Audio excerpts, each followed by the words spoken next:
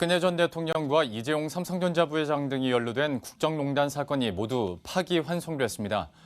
특히 이재용 부회장의 뇌물 제공 혐의 중 일부 무죄로 판단된 2심 재판은 잘못됐다고 판시했습니다. 뇌물 제공 액수가 더 늘어난 가운데 파기환송 재판을 다시 받게 됐습니다.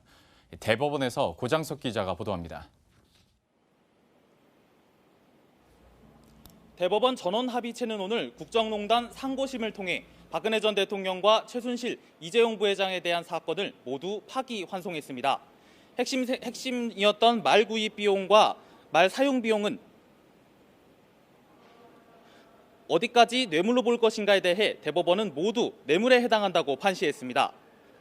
대법원은 최순실에게 실질적인 사용 처분을 준 것이므로 뇌물로 봐야 한다며 말의 소유권은 삼성에 있는 만큼 뇌물이 아니라고 본 2심의 판단은 잘못됐다고 밝혔습니다. 이에 따라 2심에서 뇌물로 인정되지 않았던 삼성의 동계스포츠 연계센터 지원금 16억 원도 뇌물로 인정됐습니다. 재판부는 특히 삼성의 승계 과정이 존재했음을 인정하지 않은 2심의 판단도 잘못됐다고 파기했습니다. 이재용의 지배권 강화라는 뚜렷한 목적을 갖고 미래전략실을 중심으로 삼성그룹 차원에서 조직적으로 승계 작업을 진행하였음을 알 수 있습니다.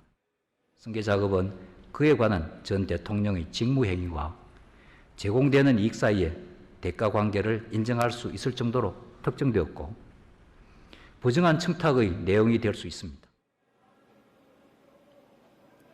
대법원이 2심에서 무죄로 봤던 부분을 일부 유죄 취지로 고등법원에 돌려보내면서 이 부회장에 대한 뇌물 공여 금액은 대폭 늘어날 것으로 보입니다.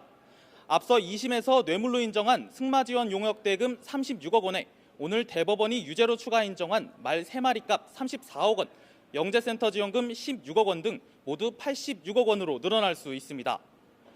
대법원 선고가 끝난 직후 모습을 드러낸 삼성 변호인단은 판결에 대해 아쉬움을 드러냈습니다. 대통령의 요구에 따른 금품 지원에 대하여 뇌물 공여죄를 인정한 것은 다소 아쉽다고 생각됩니다. 피고인들은 이번 일로 많은 분들에 대하여 절망과 심려를 끼치게 된 점에 대해서 진심으로 송구하다는 말씀을 드립니다. 2심에서 징역 2년 6개월과 집행유예 4년을 받은 이 부회장은 앞으로 남은 파기환송심에서 더 큰 부담을 안게 됐습니다. 지금까지 대법원에서 전해드렸습니다.